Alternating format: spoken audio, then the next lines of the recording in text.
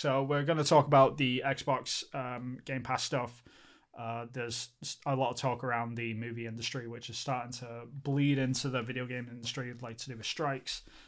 We'll touch upon that, and there's also been some rumors about some new PlayStation hardware. So we're gonna sort of touch on that, I think. Yeah, and sort of maybe talk about our hopes and dreams with that, if there is any. I know I've definitely got one thing which I would like to see.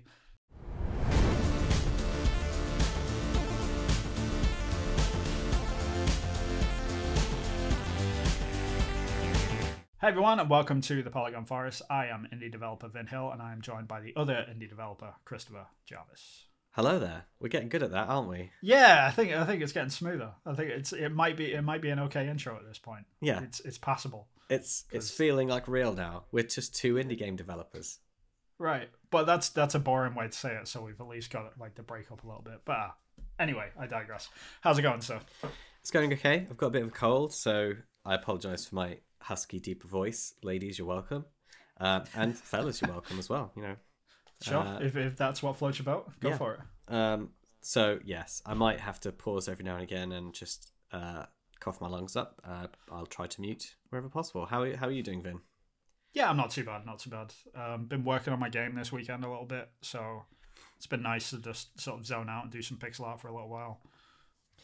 But yeah, it's going. It's chugging along. You know, it's weird making games look pretty and after you've sort of figured out mechanics wise. It is weird, isn't it? It is odd. It's a very just like, okay, here's the path, just go that way. It's like, all right, sweet. And you're not even really thinking about it after a while. You're just doing it. So yeah, it's been nice though. Like I'm not having to think too critically about stuff because art is my jam. So I'm kind of like I'm quite used to doing that process. So it's nice to get back to my roots a little bit. Yeah, feels a bit well. familiar. That's good. Unfortunately, we can't show anything at the moment for a number of reasons, but also your rig is in a dire situation because you're in the UK and you're using I'm on the road constantly. I'm on the road.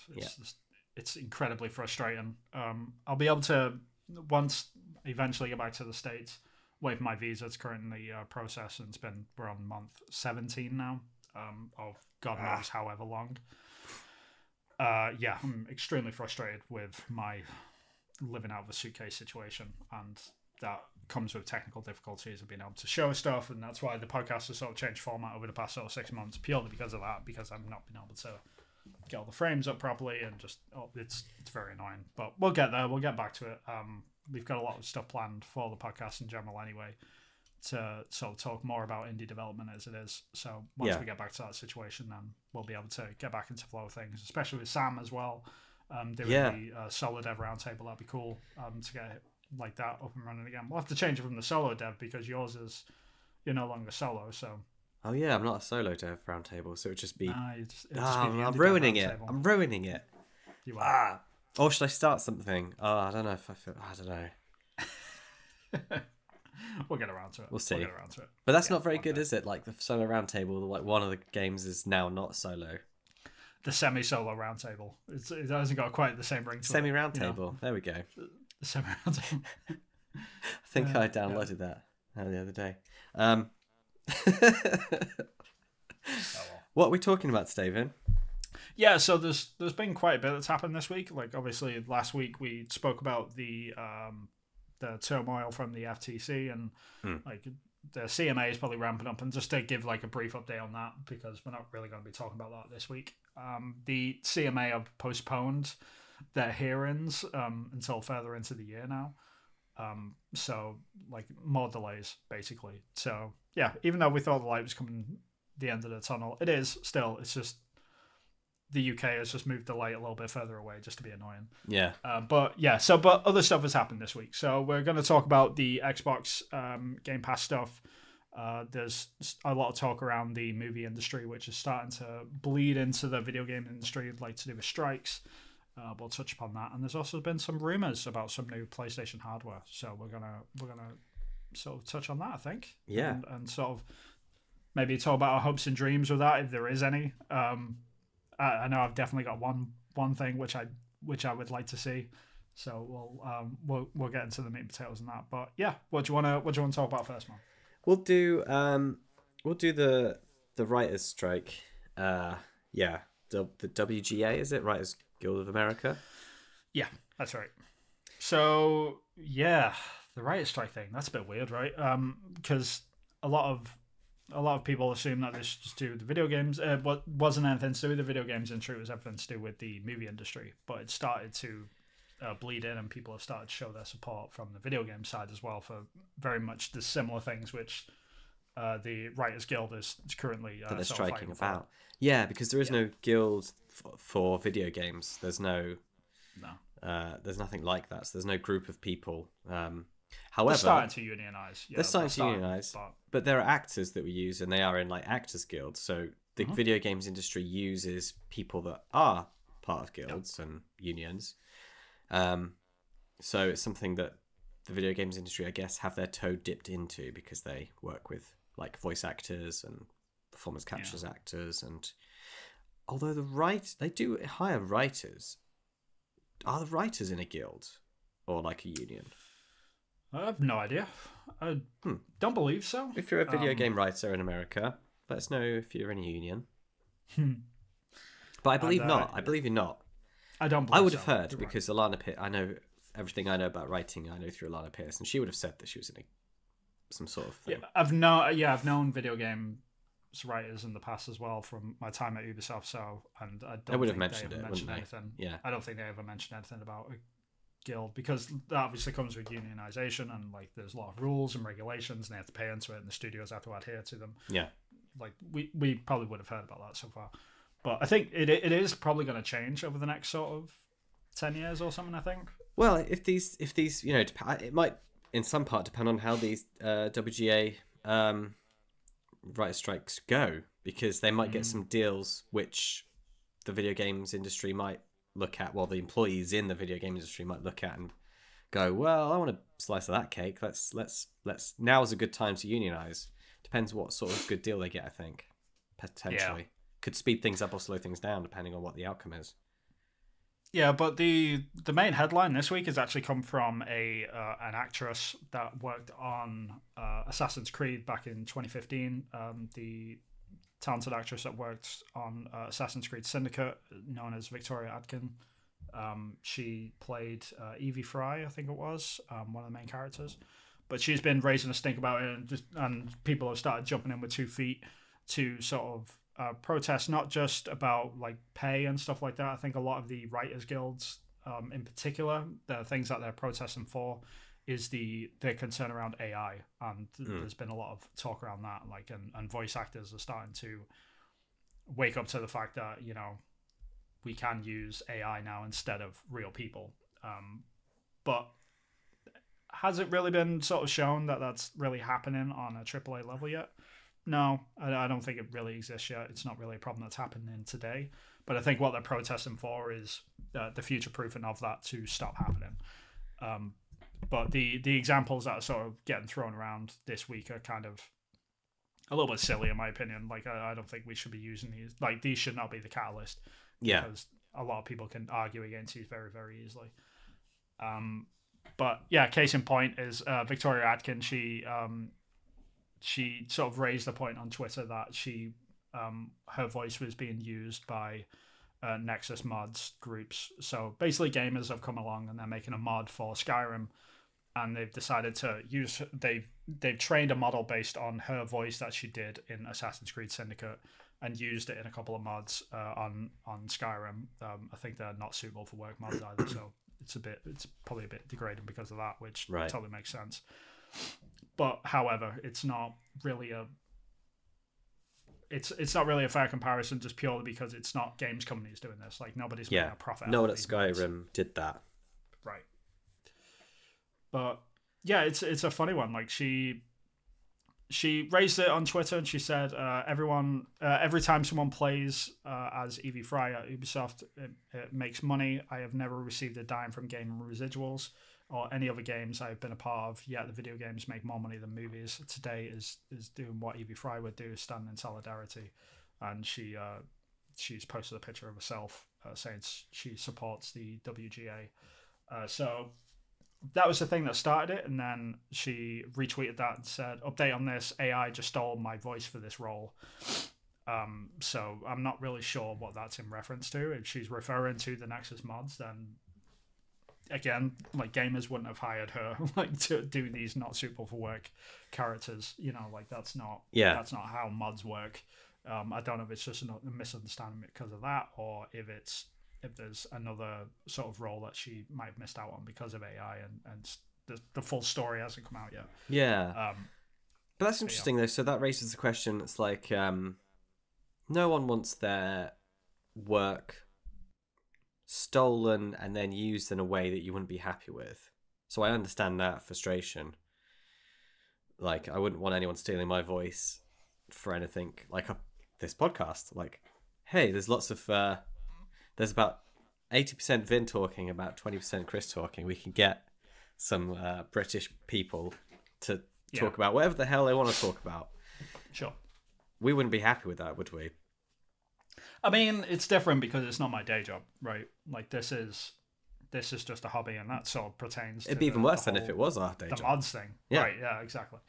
So, like, yeah, I get it, but like I spoke about this briefly in the pre-show, it's just the whole idea that we're trying to compare apples to oranges a lot of the time when it comes, like, even Victoria Atkins, she mentioned it in a tweet saying the movie industry has residuals come from their movies, but the video games industry doesn't, even though it makes more money. While I agree with that, it's a little bit different between actors and voice actors, for one, and secondly, like, the video games industry it's a very different beast to movies. Like, nobody gets residuals in the games industry. Like, no. And people that work a lot longer and a lot harder on certain aspects of the game, like a voice actor can come in and they do hard work, don't get me wrong, but a voice actor comes in versus like a developer that's been on the game like the entire time for from years. Day one, crunching, working over hours, all this sort of stuff. They get a bonus at the end, but they don't get residuals. It's very much the same for them folks too.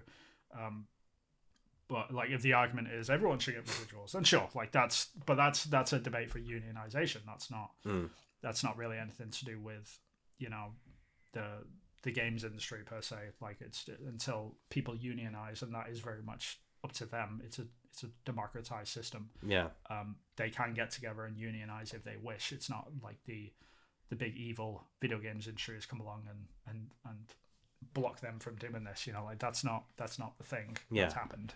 So it's tough. Like, it's again, it's just a lot of people comparing the games industry to the movie industry and sort of trying to make mountains out of anthills a lot of the time as well.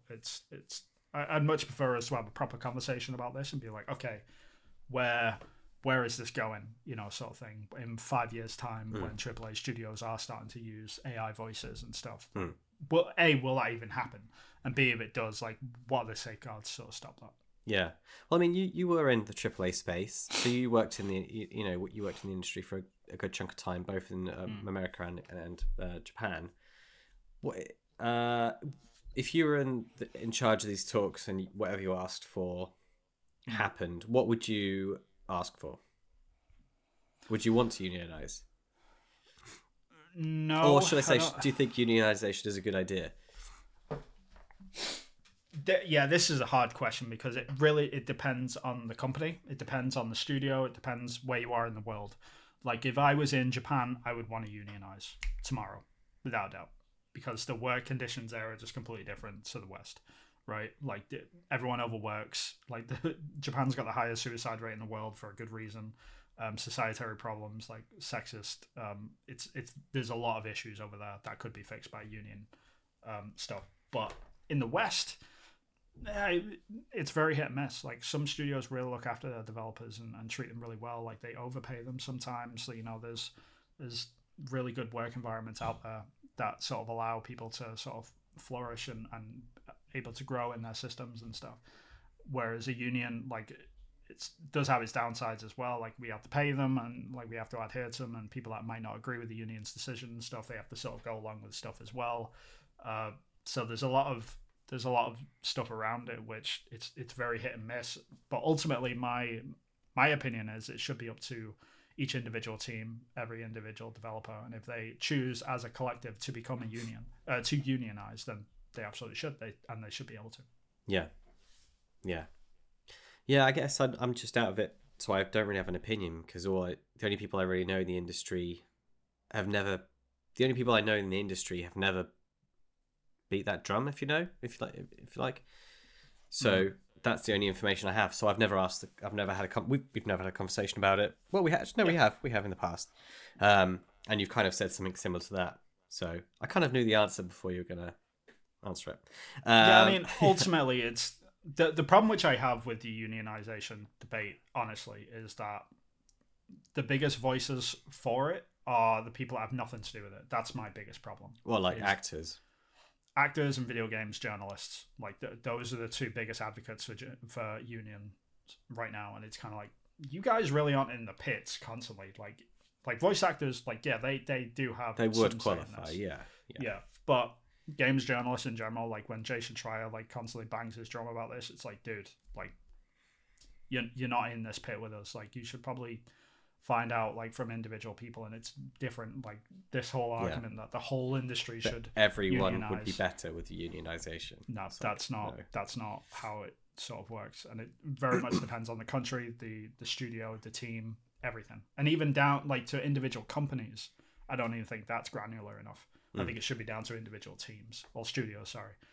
So like Ubisoft have like 50 studios worldwide in multiple like vast amount of countries. There's like from England to America to Canada to Japan to the Philippines to India. Like how do you sort of segregate that out and unionize to the point that everyone is sort of happy? Yeah. And everyone's able to sort of work within their own jurisdictions and their own countries and adheres to governmental laws as well, which are different in every single country. They're going to be totally different. All the laws about working. It's really hard. It's really hard to sort of get that to really figure out. But if we're talking about just unionizing in just North America, then sure. If the developers deem it so, and the majority of them do that, then it's very much up to them. I believe. Like it shouldn't be anyone else's choice. Cool. And in terms of the WGA. The reasons why they're striking, those reasons, if you're reading the news, it's because of streaming services coming along over the last sort of decade.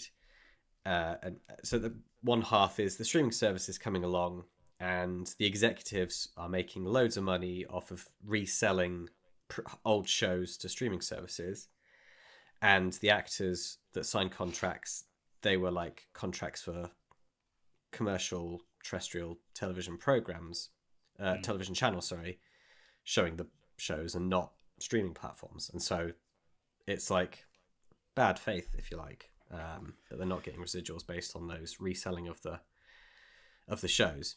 But the other half of it is the AI. So the other half is that they don't want the work that they did on a show to then be used with AI to create more content.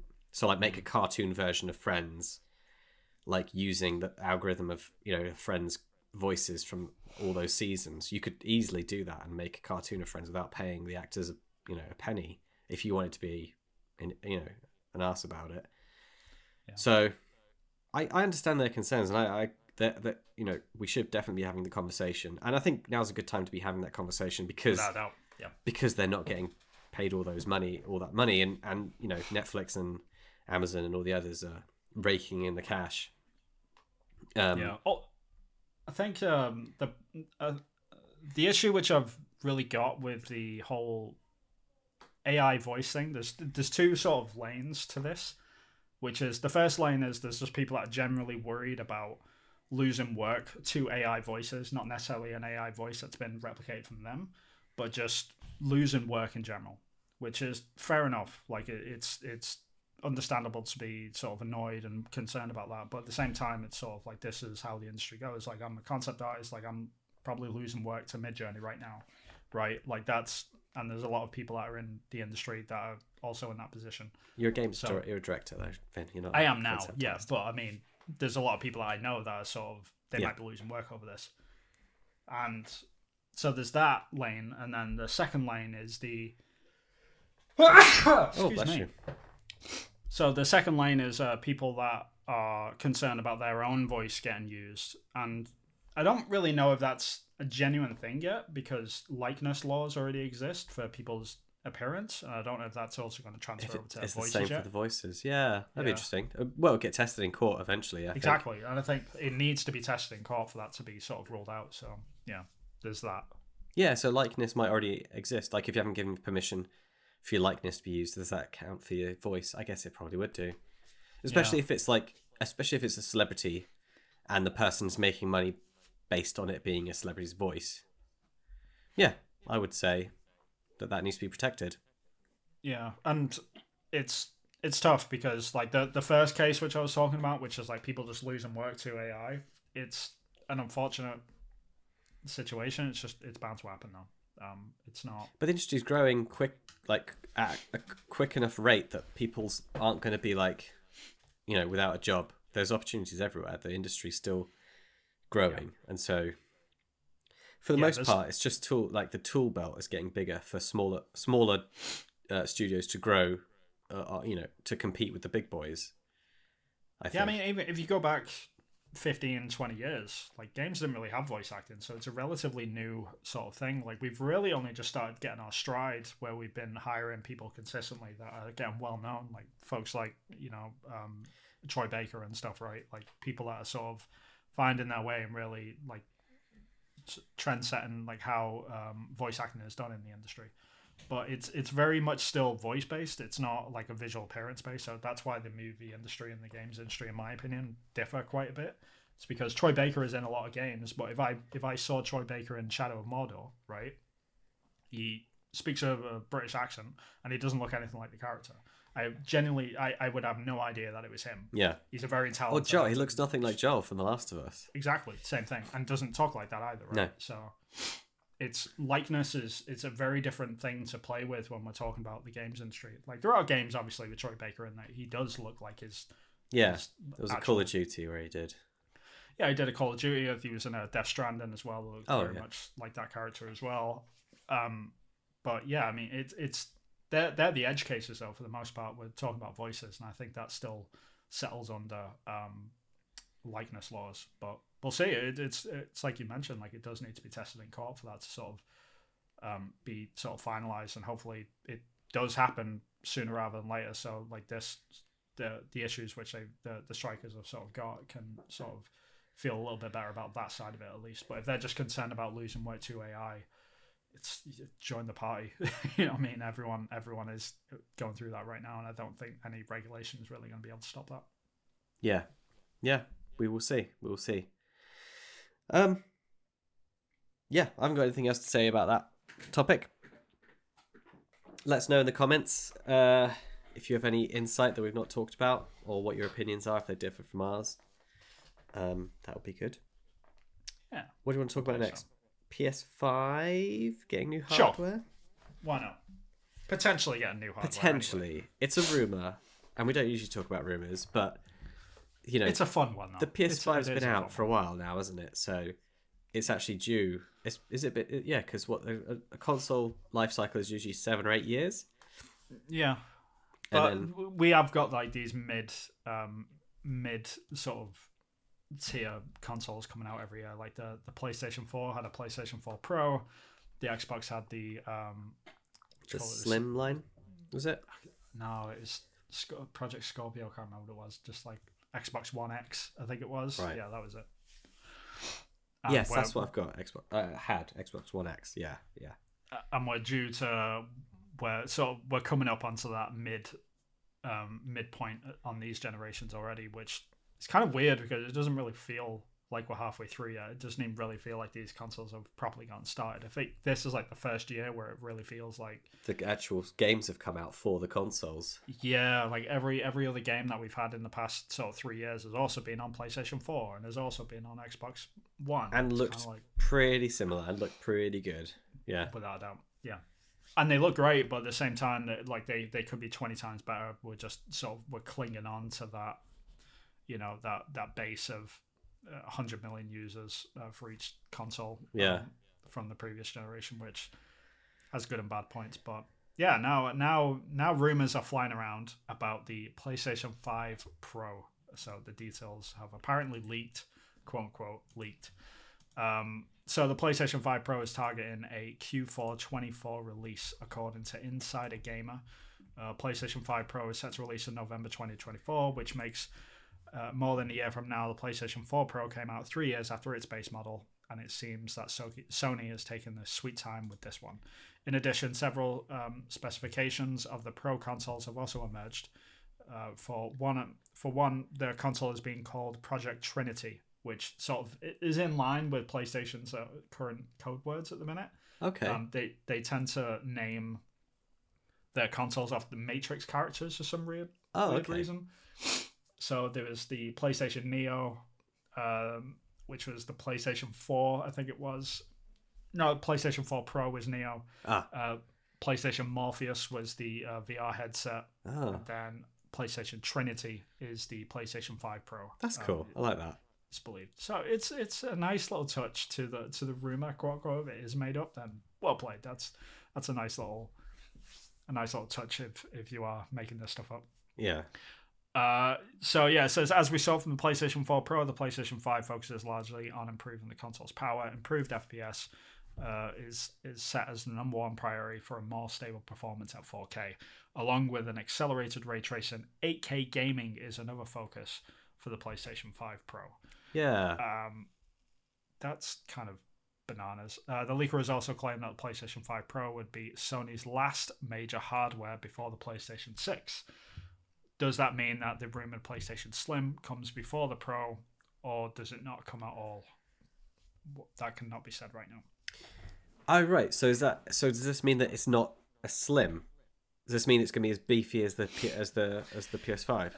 This is my concern, right? So, like, if you look at the PlayStation 4 sort of life cycle, there's PlayStation 4, and then there's PlayStation 4 Slim, and then the PlayStation 4 Pro came out. Yeah, and the Pro was the same sort of size as the. And they did come out like sort of within a year of each other, pretty much. Yeah. It was, but it's still like a quarter of the size of the Xbox One. It's still not big. But the PS5 is a big, chunky, big old beast. It's a chunky boy. It's a bit too much of a chunky boy. That's the problem which I've got. So, if you look at the base PS4 we're talking about, not the PS5, like the current generation, if we're taking sort of precedent by what it is, look at the PlayStation 4, the size of that, and then the PlayStation Slim didn't really change the form factor too much, like in terms of volume. It smoothed out the corners, made it look a bit smoother. But the PlayStation Pro was like, it got really chunky compared to the PS4. Like it added a whole nother layer onto it. It was a little bit bigger. Okay. You know, like it was quite a bit chunkier. The problem which I've got is like if they follow that same sort of system for they can't get bigger than the PS5. Can't get bigger. That's my worry, right? They're at the max. I made a joke about it on Twitter, and I said like if the PlayStation 5 Pro is bigger than the PlayStation 5, then I'm not getting it until I get my forklift license, because I'll need it to be able to get it into my house. And that might be true. It's just the PS5 is too big at this point. Like I'll give you a good sort of reference point. When I was between moving and I came to the UK, I was like, okay, I'm gonna bring my Switch, because like that, throw that in my bag, that's not a problem. And I also want to bring one of the next gen consoles, just purely because it'll be a pain not to be able to play a next gen console for like the next or current gen console. 17 months. Yeah, that would suck. So I was like, okay, so I sized them up and I was like, yeah, the Series X is coming with me. There's just no like real option here. Yeah, the PS5 is a big old boy, so I'm and really... it's an awkward shape as well. And this is the thing. Most people have got square boxes to put their console in, and you've got something that, yeah, fine, it's beautiful, it looks great, it's got curves, yada yada yada. It's a showpiece. It only looks good if you show it off and you've got space to show it off. And and I guess in America there's more space, but in the UK we live in cramped, tiny little holes in the ground, and space is a premium. And we all, I way prefer the look of my Xbox, because it just looks like a flat panel. I have no idea. It doesn't show how deep it is, and that's perfect for a regular, normal, everyday, thing that you put your telly on that has your little consoles. Yeah, and it's just really silly. It's really silly. Although I get it that like their big market is Japan and America. But that's the thing. Like Japan has got even less space than the UK. Oh yeah, that's the thing that doesn't make any sense to me. Yeah. Oh, I don't know. Japan is probably desperately waiting for a PlayStation 5 Slim. Yeah. Like desperately. They're just like, please, we need this. Yeah. You know, like they need one because they have They can't get out the door. They've got to move around it. They've got to watch around it to get out. So yeah, I'm sure they're really excited about PlayStation 5 Slim, but like for a Pro to come out of the back of that, I'm not too sure. Like that's. I want a Slim. I would. Well, you don't have a PlayStation. I don't have 5 PlayStation yet, 5 right? Like yet. No. You're the perfect sort of customer. So, like that being the case, this is a good sort. If you were given the option between the PlayStation 5 Pro and the PlayStation 5 Slim, what would you pick up? Knowing that the extra power is in the Pro. If there's the Pro and it's got 8K ray tracing, and I've only got a 4K telly, so 8K is lost on me. It's lost on most people. If it runs 60 FPS at 4K, I'll be laughing all the way home. You know, I'll be like, "Yep, let's do it." And if it's slim, then I'm like, "Yes, that's exactly the only thing that I was like had on my wish list for the Xbox." But saying that, I'm totally happy with how the Xbox looks and runs and plays. Like, I really can't, I really can't tell the difference between 30 FPS and 60 FPS. I care way more about choppiness. Like, I would prefer there to be no dip. So 30K running without any dips is more important to me than higher than 30. Yeah, I go back and forth. It really depends on the game. Like if it's a first-person shooter or something, like it just feels 10 times better when it's in 60 FPS. Yeah, I suppose. But you're right. Like when it's an action-adventure game, though, specifically, like something like God of War or Horizon or something like that. If that's a lock 30, I'm gold. But the second it goes to 29, I'm like, You can tell, you're like, you can feel it though. Yeah, like, you can actually feel that. Or playing Legends of Zelda, Breath of the Wild. It's just like, what the hell is this? Adjustment. Yeah. What the heck is this? Yeah. Running around. Yeah, and I've definitely hit that point with Tears of the Kingdom, like hitting certain towns, and it's like, okay, cool. In this town, it's 19 FPS, and you will deal with it. And it's probably gonna win the game of the year. It's like, okay, cool, sweet. Like this is the world we live in, guys. Yeah. Don't ever complain about this again. Yeah. You know, you're not allowed to complain about games ever again because 19 FPS wins. Yeah, awards. So shut your mouth. Exactly. Yeah. I don't know. It's a funny old business though. But yeah, I mean, ultimately though, like this whole news of the Pro, it just feels early. I know it's not. I know it's technically like it's even if it is 24, I still think like we just have not had enough games to really warrant this yet. Like it's been a handful, absolute handful. I can't even Ratchet and Clank, Final Fantasy 16. Returnal, which that could have been on PlayStation 4. Returnal could have. Spider-Man 2, which isn't out yet. It's not out yet, but we're going to get it. God of War was on PS4. Oh, it was? Okay. This is what I'm talking about. Like, there's so many of them that are just, like, on PS4 as well. It's like, what experiences can I get? Yeah, what experiences can I get that I can only get on the PlayStation 5? On the PlayStation 4, not the Series X. Horizon was on PS4 as well, wasn't it? Horizon Forbidden West. And there's so few of them. And it looked beautiful on my PS4 Pro. Looked absolutely beautiful. Yeah.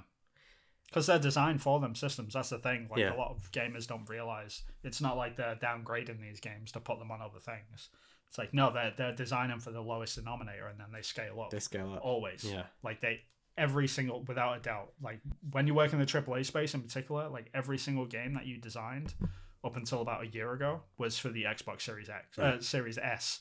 Because Xbox One S, because that was the lowest denominator. Like baseline Xbox One was the lowest one that you had to sort of design for, and then you just scale up all the textures or whatever, or you ramp up the frame rate, or like you put ray tracing on to sort of accommodate all the others.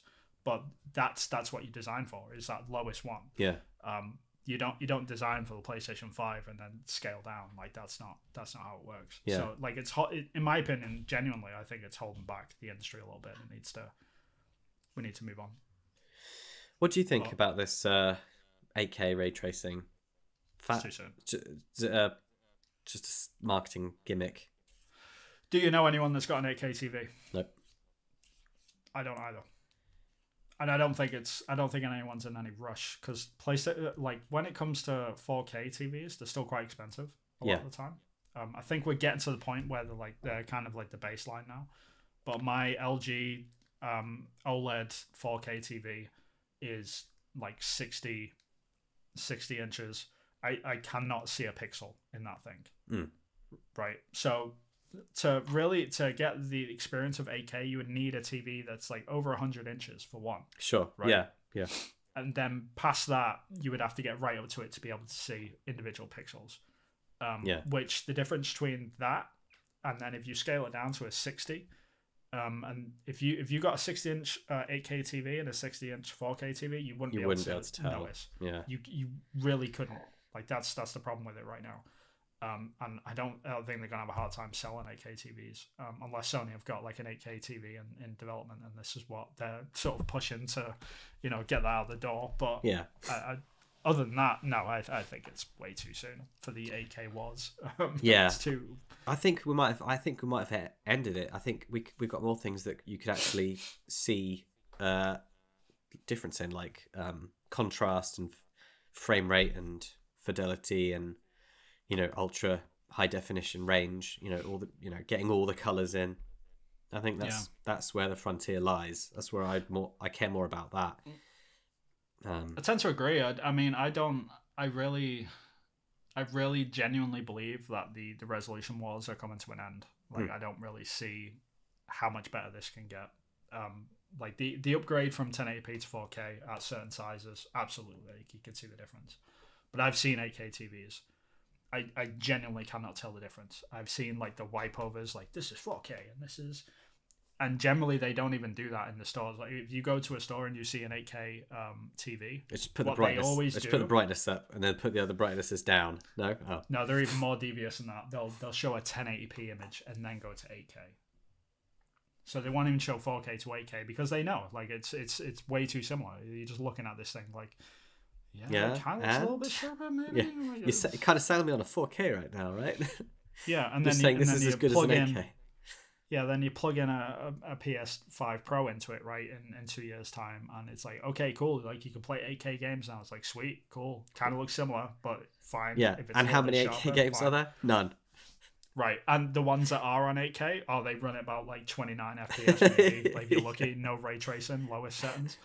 Yeah. That's what's going to happen. Yeah, it's kind of like that's not a selling point to me. I don't think that's if this rumor does turn out to be true, and they are sort of pushing the 8K sort of resolution. Yeah. Like I get it, like in terms of metrics for marketing and stuff like that. Like ours does 8K, yours only does 4. Like I get it, sure, whatever. Like, but nobody in reality, I don't think anybody cares. Because I think most people have only just recently upgraded to a 4K TV about all. Yeah, and they won't be wanting to go 8K anytime soon. Now they've been told like, 8K's around the corner. It's like, yeah, I'm sticking with this one for a while. It cost me $2,000. I'm good. Yeah, that's exactly what I'm thinking. I'm keeping my TV as long as possible. Yeah, because for me personally, like the difference between a 4K TV and a 4K OLED TV, like the difference is vast on that. Like that makes way more of a difference in my opinion. Like seeing an OLED TV is just with dynamic range, it's just that is way more impressive to me than more pixels. You know what I mean? Yeah. So now that I've gotten that, it's kind of like I really don't see the need to upgrade this to 8K yet. Yep. Agreed. Like to sort of close this out though, like is there anything in this listing that you're sort of looking at and being like, okay, cool? Or are you just like, wait until I see? I guess it comes down to the games. I guess it would be the biggest for me, because I've got the Xbox that's dealing with 99% of my, AAA needs. And it would have to be, and playing, Breath of the Wild on the PS4 Pro was great. So the only thing that would do it for me is if the game started to be like, we're not doing PS4 games anymore, right? Because they've impressed me too much with the PS4 Pro Breath of the Wild. It's like I know what they can do on that machine, and it's like, and the fact that I'm going from that to an Xbox, and playing an Xbox game and then a PlayStation 4 game, and my Xbox Series X, it's just like they're too similar. They're just too similar. I think ultimately, like for me, I think what you've tapped into really is where my opinion lies as well. It's like, yeah, you can give developers all the power in the world, but they're still tied to that base, that baseline console anyway. So it's kind of, it's diminishing returns after a while for me. Like, and it's too much money. Nice to get, yeah, it's nice to squeeze like a couple of FPS out of it and stuff, and maybe some games will run at 60 with full ray tracing at 4K and stuff. Like that's cool and stuff. Like that might be worth it alone, but yeah, ray tracing might be the thing that makes things look much better. Who knows? Because they try to use that as a marketing push in the in the beginning of this generation with the PlayStation 5 and the Series X. Like, this one's got ray tracing, and then the consoles come out and it's like, no game's got ray tracing because every game runs at 20 FPS with ray tracing on. Yeah. And it's an awful experience. So like, it'll be interesting to see them like pull that dead horse out of the closet, you know, and try and like. No, it really has ray tracing. No, it's seriously, it's got ray tracing this time. It's like, yeah, sure, you said that last time. At 25 FPS. Right. Yeah. So yeah, it'll be interesting to see. Yeah. But, yeah. This sounds legit to me though. Honestly. Like, yeah. It's there's really no reason why this. When you look at there's really no reason why this wouldn't. Yeah. And then that makes you think we're going to hear something from Xbox as well. In like, yeah, the only thing they could do would be make it smaller, like a compact version. That'd be really impressive. Yeah, I don't even know if they would need to, honestly, because the Series X, it's like you said, it's very well designed. Yeah, like it's inconspicuous, so it doesn't really need a slim version that much. Like if they were to do a mid-tier generation, it would be like the answer to the PS4 Pro, I think, and that would be like the, I don't even know what that would be called, the Series SS. God knows. The SS Xbox. Naming conventions are awful for Xbox. To be fair. Like they are notoriously awful. Hopefully Phil Spencer sorts that out one day. Or just put out another console quickly, so then you can call it the Xbox 6 at the same time the PlayStation 6 comes out. Yeah, that's what they should do. Just have a cardboard box, call it the 5, and then you can just be on the track with PlayStation. Genuinely, I think the next Xbox is just going to be called the Xbox. That's my bet.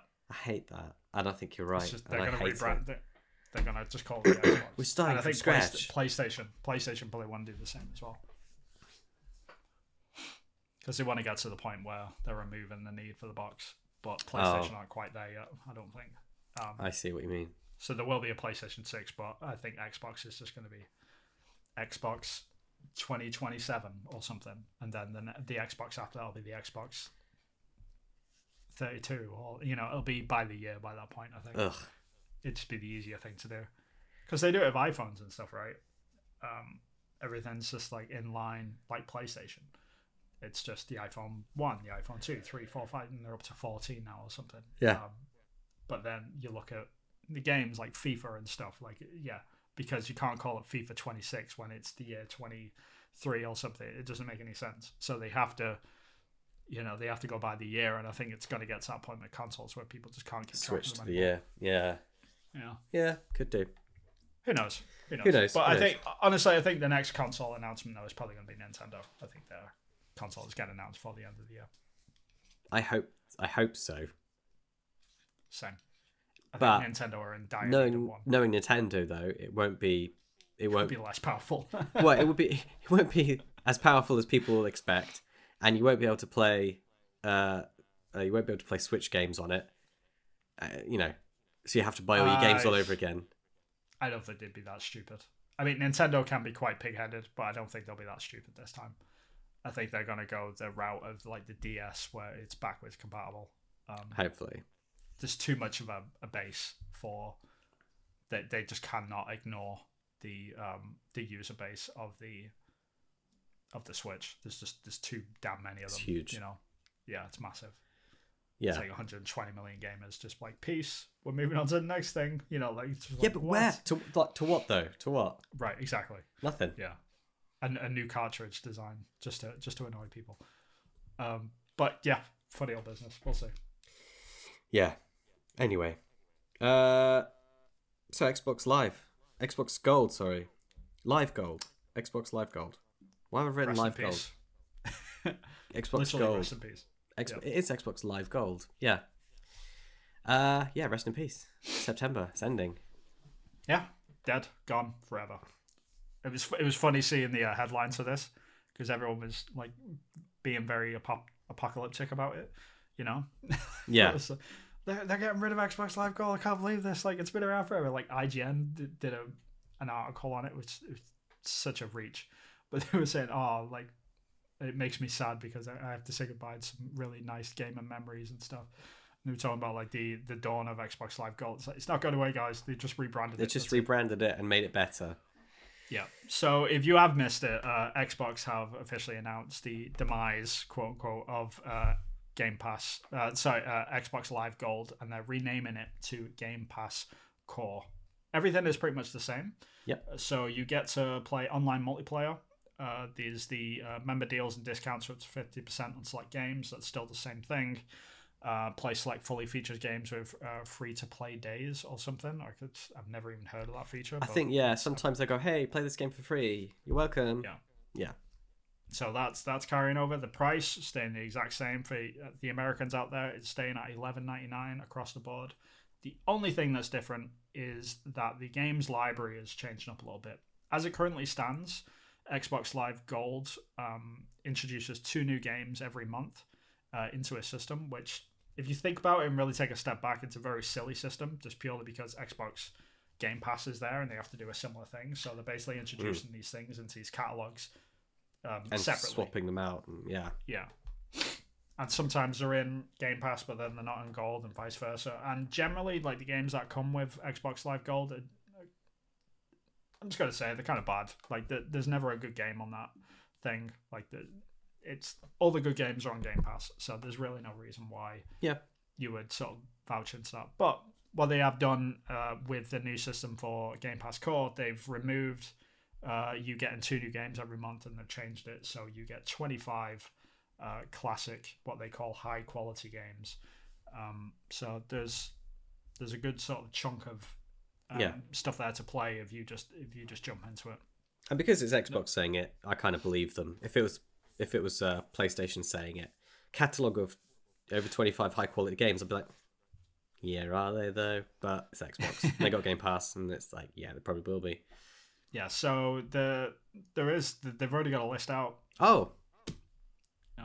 So they've got the full unlocked version of Among Us. They got Dishonored 2, Doom Eternal, Elder Scrolls Online, Fable, Fallout 4, Fallout 76, Forza Horizon 4, the latest one, Gears 5, Halo 5, Hellblade, Inside, Psychonauts 2. Just so, yeah, and the list goes on. Loads of these are already on Game Pass anyway, so yeah, it's fair enough. If not all of them, yeah. Which makes sense because it's a tiered list now, right? So if it's a part of Game Pass, then all they're really doing is just unlocking these things. So it's like the smallest amount of Game Pass that you can possibly get. That is a really good catalog. Like, there's nothing on there that I would say that's not a high quality game. Yeah, and if you bought an Xbox day one, if you've been a PlayStation gamer and you bought an Xbox and you signed up for Xbox Game Pass Core or whatever the hell it's called instead of Game Pass, don't know why you would, but there it is. Like, this is a pretty good introduction to Xbox's sort of library. So, and they'll probably add to this as well. That's the thing. Like, it's probably going to grow. So this 25 will probably have its own sort of rotating seats that come and go, and they'll add and remove stuff as they need it. Really depends how popular it gets, and if people just really, I think what it's there to do is they're trying to incentivize the ladder approach, which a lot of people do across technology companies. Like, if you look at Apple, they always have a few tiers of products, and they always sort of coach you into, like, go into the next one up. It's like, well, if I get this one, then I'll be able to, get a bit more RAM, and then I'll be able to do more. But then if I go to that, then it's like, I'm only $100 off going to that one, so then I'll climb up to the next one. So it sort of incentivizes you to creep up the ladder. Yeah. And while Xbox Live Gold was a separate system to the whole Game Pass sort of ecosystem, that was never a possibility because you had to jump to a whole new system. Whereas now it's kind of like, hey, do you want to sign up to Xbox Live Ultimate? Because you get all this stuff as well. What about all these games? Look at this. Like, you've only got 25 over there. Yeah. So you're starting to look at these things and you're like, oh, maybe I should just like pay that extra couple of bucks a month. So it totally makes sense. Yeah. No, I agree. Yeah, and it's clever, and it's good for gamers, and it's good for them. Yep, it's a good way of doing it. There's literally 2 games that I've not heard of and it doesn't look great. Well, I've heard of State of Decay 2, but it's not been on my radar. And then there's Human Fall Flat Copper World. Never heard of Yeah, that. I've never heard of that. Looks the cover art doesn't look good. Yeah, hire a new key artist, I guess. I don't know. Yeah, feel bad, but yeah, that comes out on September 14th, 2023. I'll probably make a nice ease, and you'll probably, if you're an Xbox Live Gold subscriber, then you'll probably be plastered with emails, and you'll see it on the dashboard every day until that date comes about anyway. So you'll get all the nice juicy information. But either way, not too much to change it. Yeah, it's like you get 25 instead of 2 different ones a month. Mm-hmm. That's good news. That's a good news story. Why did the press not go with the good news story? Because they like doing the negative spin. Yeah, they again, there was a lot of apocalyptic headlines surrounding this. Yeah, like, I remember playing this when I was a kid, and now it's not existing anymore. My childhood. Oh my god. Yeah, I mean, what the headline should have been is that Xbox Live Gold is changing to Xbox Gamepass Core. Like, that should have been the headline. Very easy, straightforward. It's like, okay, I get it. Right, they're making a transition. Like, what the difference is. And to sweeten the deal, they're giving you this. Right. Yeah. Instead, all the headlines were Xbox are killing Xbox Live Gold. That was the headline, and it was like, oh, come on, guys! Yeah. Like, we've got to be better than this. We've just got to be. It drives me insane. But yeah, my forever woes with the games industry journalists. They've rebranded it and upgraded it, is what they've done. Yeah, it's a rebrand. That's it. That's literally all they've done, and they've added a bunch of games for you. Good games this time. Good games, not like crappy ones that you get on Xbox Live Gold. Because I don't think I've ever played a game off that service ever. And you get it with Xbox Game Pass Ultimate. Did you play Grounded in the end? No. I've heard it's pretty decent. Yeah, it's good. Yeah. But speaking of playing games, what have you been playing? I guess this is as good a time as any. We've got 10 minutes. Jedi Survivor. I've been playing that. How is that? I haven't played it yet. It is. It's surpassed my expectations. Yeah. Yeah, it's great. It's so good. There are a few tiny little things creeping in that annoy me a bit, just a bit with logic, but the story's good enough to keep me wanting to play. But it just looks absolutely stunning. It's silky smooth. Got loads of different options. Do you remember we talked and I was like, they've got a cross guard on the lightsaber. Oh yeah, and I didn't like that. Yeah, sort of thing. Yeah, and I was like, they're just cashing in on the new Disney thing, and like they're just putting everything in just to get the people to buy it. Yeah. Over like the Fallen Order, the last. Let me game. Guess, you like it now? Is that what we're getting at? I do. Okay. Specifically because the writers fit it into the game in a really clever way, and and I loved it. So I've been playing it for a few hours, and I've done that thing where I've just start exploring and just go around about and just see what the heck is about. But it's not in like I'm supposed to save the world, but I want to go and play this tiny little mini game. Like the story and what the protagonist Cal's going through kind of makes sense, and even the aliens that are saying, "Hey, we made a really cool little game here." It's like I feel like Cal in like, I should go and do this thing, but my character doesn't really want to go and do this thing. I actually do want to play this video game because I brought them here to my bar or my friend's bar, and therefore I'm gonna help them have fun by playing the game, and like that will help them and that will help my friend. And so it's ticking off, it's addressing some of the problems that Metroidvania games have, and AAA games where they've got lots of little extra things to do, and the whole reason that the character would do them doesn't make sense. So I'm having a great time. So it's really clever. And I like I properly am into Metroidvania games now. Like, because before that was the only thing I was like, yeah, I like it, but it's a bit too Metroidvania-y. But now I'm like, yes, you could do a Metroidvania game that is like this. and you learn things, powers, in a certain way to help you move throughout the world, and it actually makes sense. It's like, it is doable, it is possible. So yep, it's really good. I think my the next game I want to make after Long Gone is a Metroidvania. Like I've been thinking about it a lot. But yeah, I want to do something like an akin to like Blasphemous and stuff like that. Blasphemous 2 is about to come out, and I'm super excited about that game. Like I really can't wait to play it. I just replayed. Speaking of what I've just been playing, actually, I've just replayed Blasphemous on the Switch. Okay. That game is perfect for that system. Like if you've got a Switch, buy it. Like it's such a great little pixel art game, and it's everything that an indie game should be. In my opinion, like it's so good. It's just a lot of fun. It's a perfect mixture of Castlevania and Souls-like. The artwork is absolutely stunning. It's a great little game. I can't recommend it enough. And I'm really excited about the second one. It just, every time I play a Metroidvania, I'm just like, I really want to make one. I really want to make a Metroidvania. Yeah, I thought that after playing Death's Door. I was like, I want to make one of these. Yeah. Oh yeah, I've been playing another game with my boy. The Skywalker saga, Lego Star Wars. Oh, okay. Yeah. And damn, they know how to make a good game. Oh yeah. It's like Lego games have come on in leaps and bounds, like since the last time I properly sunk a load of time into them. Like the Batman ones were really good, and they've got even better again. And the way they tie them into the IPs from like all three of the series of like, so the prequels, the original films, and the most recent films, like they tie them in super well. Like the people that work on those games know movies and know story so well. And they know that it's the 30-something dads that are playing the games as well, and that the kids just give the controller to the dad to play them, because they're not like they used to be. I think they used to make them for kids to play. Yeah, I was about to say this. I think what they design them games for very cleverly, in my opinion, is this.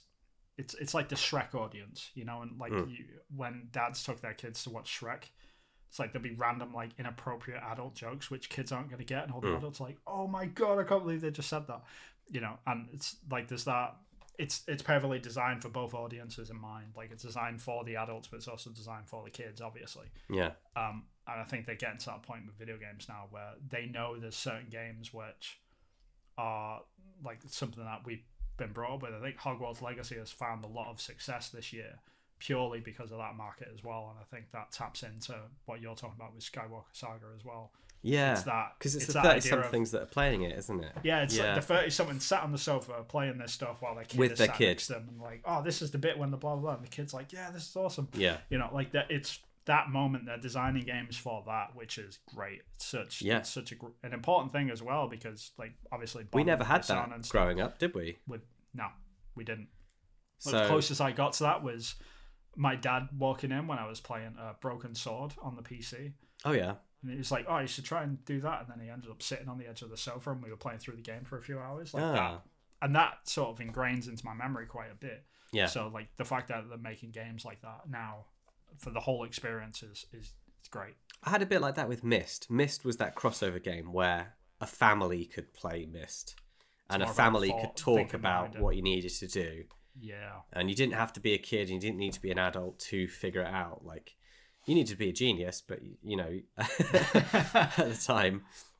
That's just Myst, though, right? Yeah. But, they created a load of tropes, puzzle game tropes. And they also killed a lot of other tropes as well in that game, just for being too difficult and not understanding what the heck. No one was going to figure it out in a million years. Without the internet, anyway. Now we've got the internet, you could Google it, it's fine, you know. Yeah, it's ruined the experience, doesn't it, almost? But yeah, it's hard. I mean, I have to sort of turn myself off from guides for specific things. Like when I was playing through Elden Ring, I was like, no, not touching guides. I was like that with Zelda. I was like that with Breath of the Wild, but I caved, and I had a much better time when I had to look up the things. Like, am I supposed to be doing this? Oh, no, I'm not supposed to be doing this. The game didn't tell me or let me know in any way, shape, or form that this is not the order I'm supposed to be doing things. So I did things completely and utterly in the wrong order. Well, some games just need a guide as well. That's the thing. Yeah. Like Elden Ring doesn't need a guide, but if you've got a guide, you'll be able to find like all the cool stuff. Yeah. But you should try not to use a guide for as long as humanly possible. Stumbling on the stuff is half the fun, though, right? Right. I mean, Elden Ring is just such a stellar game, though. You still haven't played it, right? I still haven't played it. Oh, it's an incredible game. I've got time. Haven't got time. Yeah, it is a big old game, though, to be fair. So if you ever find yourself like, I've got 3 weeks to kill, like, that's the game to buy. Okay. Okay. You'll have a great time with it. It's just If I ever don't need to work, then I'll play Elden Ring. That'd be nice. Yeah, that one day when you retire, play Elden Ring. When Focus Find comes out and like is the biggest selling game of all time, sure, I'll play Elden Ring. Absolutely, cool. Yeah, that's probably a good place to wrap this up. Oh yeah, it's been about an hour. So where can we find your stuff? What you're working on? You can find me at Hillfort Games on all the social medias: Twitter, Threads, YouTube, TikTok. It's always Hillfort Games. Please wishlist my game Long Gone on Steam. Really appreciate it. Indie developers really like it when you wishlist their games, myself included. So please go ahead and do that. Chris, where can people find you? So my studio is Acrylic Pixel, and I'm making a game Focus Find, a puzzle platformer, sci-fi thriller narrative game. Wishlist on Steam. And all the socials is Acrylic Pixel, so Twitter, Instagram, LinkedIn, blah blah blah blah, on whatever platform you choose. TikTok. Indeed. But thank you very much for joining us, guys. If you've got any sort of comments, then please leave them down below. We really, really appreciate it. Also helps the algorithm a little bit. Please like and share, all that good stuff. And we'll catch you next week. So until then, have a good week. And ta-ta. Bye-bye. Bye-bye.